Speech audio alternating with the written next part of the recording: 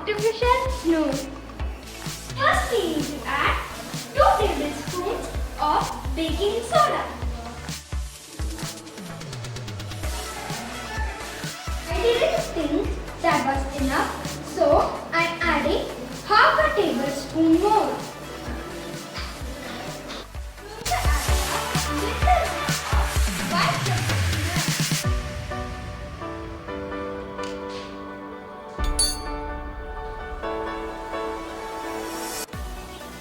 Just squeeze it. Yes.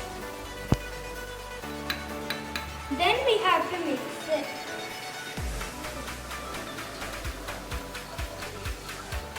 Becomes slimy, add more baking soda.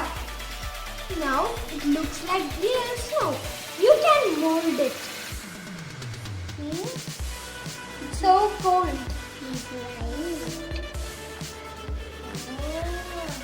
That's my cousin. I have made a ball now.